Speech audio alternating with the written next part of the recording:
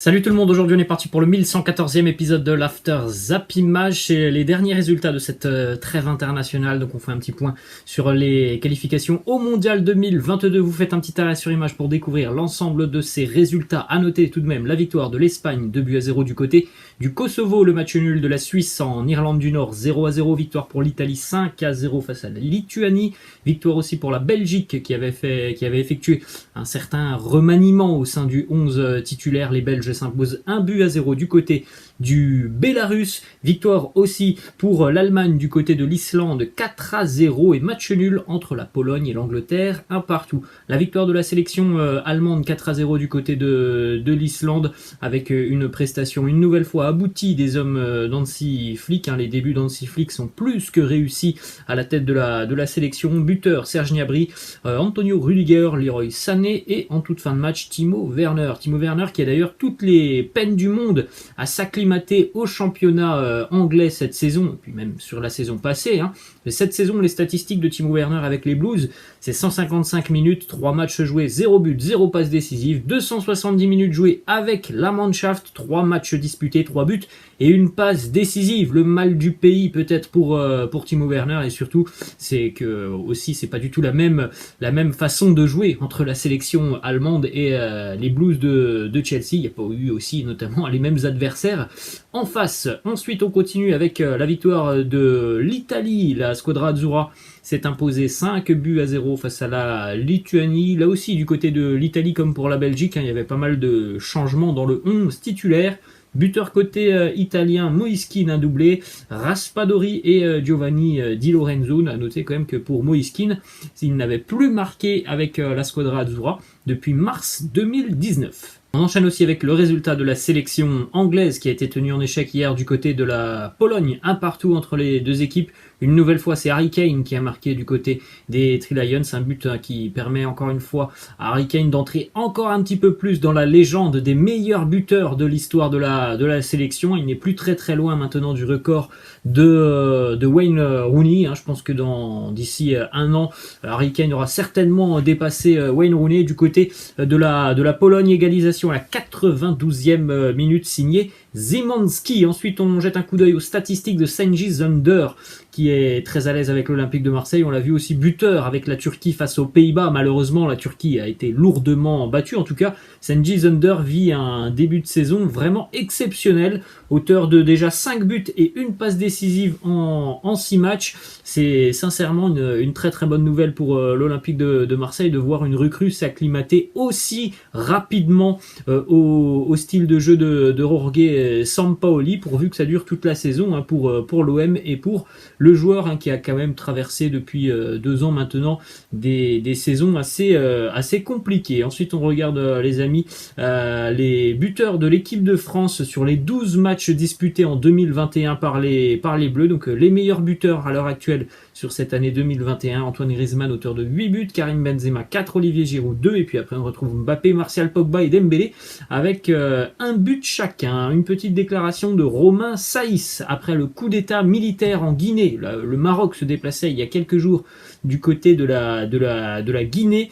Voilà la déclaration de Romain Saïs. Il nous dit: toute la journée on a vu des voitures remplies de militaires armés en bas de notre hôtel. Ce n'était pas la guerre mais presque, on se croyait dans Call of Duty. C'est vrai que voilà, tu te prépares à aller jouer un match international et puis au final tu te retrouves au cœur d'un coup d'état. C'est assez particulier. On continue avec une statistique sur Erling Haaland qui a déjà inscrit au cours de sa carrière la bagatelle de 9 triplés. C'est quand même assez hallucinant. 9 triplés déjà inscrits par l'attaquant norvégien. Vous avez aussi cette déclaration de Haaland qui a marqué un triplé donc il y a 48 heures face à Gibraltar.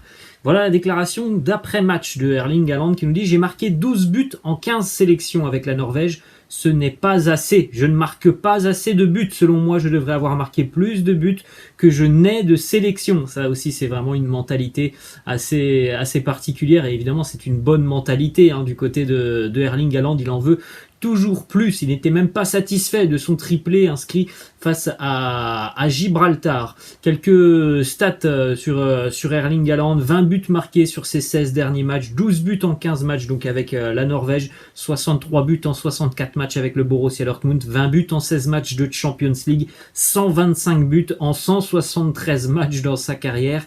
On a quand même là une sacrée machine à marquer. D'ailleurs, Erling Haaland a été déjà nommé pour le titre de joueur du mois en Bundesliga. Il est accompagné notamment de Florian Kainz, Marc-Olivier Kempf, Robert Lewandowski évidemment, Kevin Babou et Giovanni Reina. On va terminer cette petite page consacrée aux sélections nationales avec une déclaration de Gareth Bale qui s'est exprimé par rapport à l'éventualité de voir dans quelques années le mondial se jouer tous les 2 ans. Voilà la déclaration de Gareth Bale qui nous dit « J'aime la tradition de tous les 4 ans. Elle a ce prestige comme les JO en se déroulant tous les 4 ans, tous les 2 ans. Je n'aime pas vraiment parce que ça perd évidemment cette dimension historique. Je suis tout à fait d'accord avec Gareth Bale. Ensuite, on continue les amis avec quelques informations qui concernent le match entre l'OGC Nice et l'Olympique de Marseille. La commission de discipline a rendu son verdict hier. Donc déjà pour le moment, il n'y aura pas de résultat par rapport à cette rencontre qui est allée jusqu'à la 75e à peu près. Le match sera à rejouer sur un terrain neutre. Du côté de l'OGC Nice, pour le moment, les Niçois écopent déjà de 2 points de pénalité, dont un avec sursis. Et pour les Aiglons aussi, pour la suite de la saison, 3 matchs à huis clos du côté de l'Alliance Riviera. Du côté de l'Olympique de Marseille, Alvaro González écope de 2 matchs de suspension. Dimitri Payet, lui, écope d'un match de suspension avec sursis. En ce qui concerne Alvaro González, il ne comprend pas vraiment la décision de la commission de discipline. Hier, il a laissé ce petit post sur ses réseaux sociaux où on le voit donc être au milieu d'une foule de supporters niçois avec cette petite légende. Ici, vous avez le coupable, Alvaro González, qui tente de se défendre, mais il n'échappera pas à ces 2 matchs de suspension. Ensuite, on a une déclaration de Nicolas Anelka qui a pris la défense de Dimitri Payet. Nicolas Anelka qui travaille maintenant du côté de RMC. Vous pouvez l'écouter notamment à 18h sur RMC dans l'émission Roten sans flamme. Nicolas Anelka qui nous dit « T'es joueur de foot, tu reçois une bouteille dans le dos. Moi, je suis d'accord avec Payet à ce moment-là. À sa place, je jette 2 bouteilles de plus et mes chaussures. » On enchaîne du côté de l'Olympique Lyonnais avec une information qui concerne Jérôme Boateng, puisque l'ex-femme de Jérôme Boateng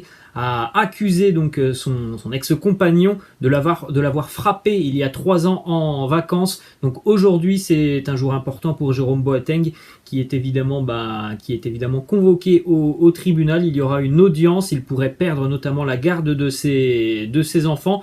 Il risque aussi 5 ans de prison. Alors évidemment, il n'y aura pas 5 ans de prison pour Jérôme Boateng, mais en tout cas, c'est une journée importante quand même pour le nouveau défenseur lyonnais. Direction Paris maintenant avec une information qui concerne l'arrivée du jeune latéral Nuno Mendes qui devrait être présenté aujourd'hui ou demain du côté du Paris Saint-Germain après avoir partagé notamment des séances d'entraînement avec Cristiano Ronaldo, avec la sélection portugaise. Et bien maintenant, il va pouvoir partager des séances d'entraînement avec Léo Messi. Une petite information d'ailleurs en ce qui concerne Léo Messi.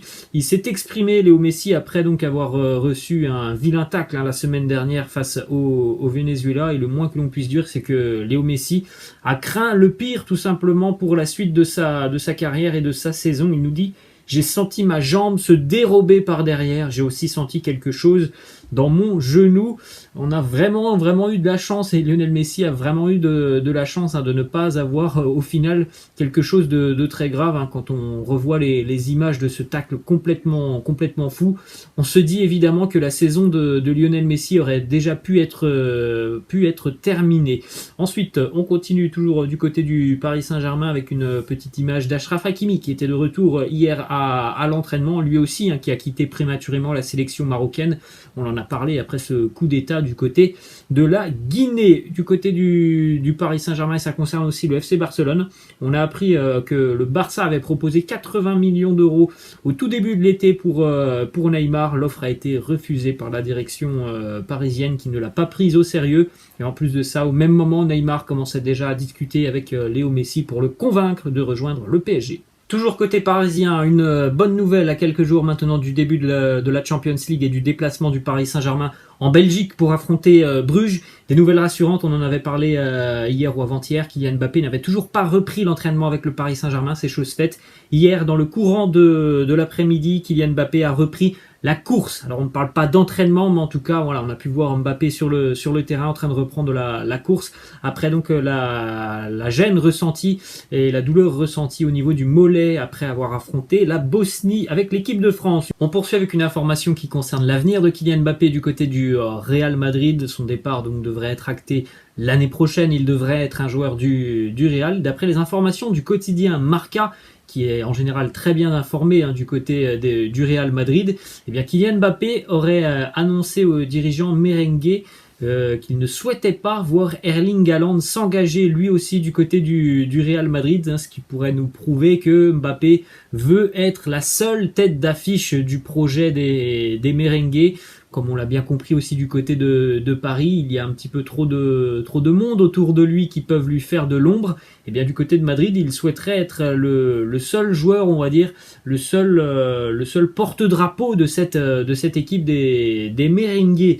Ensuite, on a une déclaration de Ronald Koeman, l'entraîneur du Barça, qui nous parle de Mbappé. Il nous dit c'est certainement l'un des meilleurs au monde. Et bien sûr, si un adversaire comme ça arrive et signe du côté de Madrid, le Real sera beaucoup plus fort. J'espère que tous les bons, s'ils ne viennent pas jouer au Barça, iront dans des équipes d'un autre championnat. Ensuite, on continue avec une petite information qui concerne la LFP qui a, par le biais d'un communiqué de presse, a rappelé à Javier Tebas que les largesses financières dont ont pu bénéficier les clubs espagnols pendant de très nombreuses saisons et qui sont à l'origine des problèmes actuels en Espagne ne sont ni de sa responsabilité, ni de celle du PSG, parce que c'est vrai qu'on voit souvent Javier Tebas faire des déclarations, il s'en prend très très souvent au Paris Saint-Germain. D'ailleurs, le PSG aussi a envoyé une lettre à Javier Tebas pour défendre le club, la Ligue 1, les supporters de tout propos diffamatoire et insultant. Le club parisien invite aussi Javier Tebas à se concentrer sur les problèmes de son championnat et d'arrêter de faire diversion. On enchaîne avec une déclaration de Pablo Sarabia qui s'est engagé du côté du Sporting Portugal. Pablo Sarabia qui nous dit « Je vais au Sporting parce que c'est la meilleure décision pour grandir et continuer à évoluer en tant que joueur. » Du côté de Barcelone, le président Joan Laporta a révélé que le départ de Messi n'est pas lié à Antoine Griezmann. Joan Laporta nous dit « Même sans Griezmann et même avec la baisse de salaire des capitaines, nous n'aurions pas pu garder Lionel Messi. » Toujours du côté du Barça, une déclaration de l'entraîneur Ronald Koeman qui s'en prend un petit peu à Miralem Pjanic. Pjanic qui avait dit il y a quelques jours en quittant le club pour le Beşiktaş que tout simplement l'entraîneur lui avait manqué de respect. Réponse de Ronald Koeman qui nous dit « Dans notre façon de jouer, dans notre idée avec et sans le ballon, il a perdu son duel à distance avec les autres milieux de terrain. Nous avons essayé et nous avons constaté qu'il y avait d'autres joueurs meilleurs que lui. » Voilà, ça tire à balles réelles entre l'entraîneur Ronald Koeman et son ex-joueur Miralem Pjanic. On jette un coup d'œil au maillot spécial que portera le FC Barcelone cette saison en Champions League. Design assez particulier pour ce maillot du Barça. Ensuite, on prend la direction cette fois-ci du Real Madrid avec deux déclarations du néo-merengue Eduardo Camavinga qui nous dit premièrement « Je suis très heureux et fier d'être ici. Je tiens à remercier le président Florentino Pérez et ma famille car ils m'ont permis d'être là. S'il y a quelques années, on m'avait dit que je serais ici, je n'y aurais pas cru. À la Madrid. » Ensuite, il nous dit aussi le premier facteur pour moi a été le plaisir de réaliser le rêve de jouer pour le Real Madrid, de jouer avec des footballeurs qui vont beaucoup m'apprendre. Toujours du côté de Madrid, mais cette fois-ci on prend la direction du Wanda Metropolitano et le stade de l'Atlético Madrid. L'image de la présentation d'Antoine Griezmann, le retour de Antoine Griezmann du côté de l'Atlético. Et comme vous pouvez le constater, Antoine Griezmann, c'est un nouveau départ pour lui. Donc, nouvelle coupe de cheveux, c'est terminé la queue de cheval pour Antoine Griezmann. Retour au grisy d'il y a quelques années, des années 2014-2015 avec les cheveux court. Autre information et déclaration d'Antoine Griezmann donc sur son grand retour du côté de l'Atlético Madrid. Antoine Griezmann qui nous dit « Je vais tout donner pour les supporters et je veux qu'ils le sachent. on avait une très belle relation. Je veux qu'on retrouve ça. Les mots ne suffiront pas, ce sont les actes qui vont compter. On sait que certains supporters de l'Atlético n'étaient pas forcément heureux du retour d'Antoine Griezmann.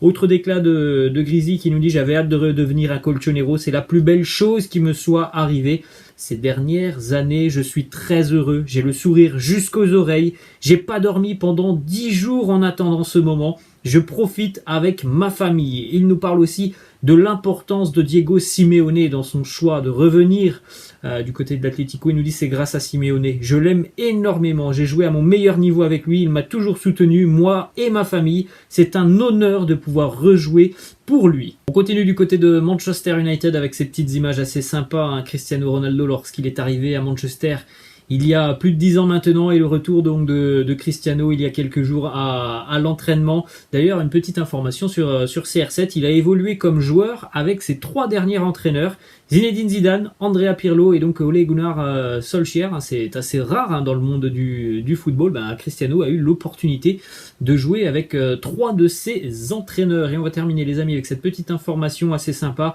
Wesley Fofana, l'ancien défenseur de Saint-Etienne, il avait 12 ans lorsqu'il prenait cette photo avec Pierre-Emerick Aubameyang du côté du centre d'entraînement de l'AS Saint-Etienne. Désormais, les deux hommes se font face sur les terrains de Première Ligue. Voilà, les amis, la fin de cet After Zapping Match. J'espère que ça vous a plu. N'hésitez pas, comme d'habitude, de lâcher un petit pouce bleu. Je vous laisse, je vous dis à la prochaine. Ciao.